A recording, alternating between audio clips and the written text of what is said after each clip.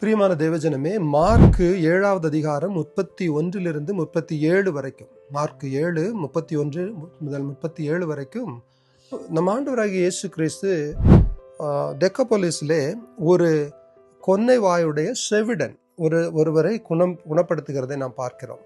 எஃபதா என்று சொல்லி அவர் அங்கே அடக்கப்பட்டிருந்த காதுகளை, நாவை திறக்க வைக்கிறதை பார்க்கிறோம். என் பிரியமான தேவஜனமே, அதை நல்லா வாசிச்சு பார்த்தீங்கன்னா அவர் தனியாக கூட்டிட்டு போய் இந்த காரியத்தை பண்றார்.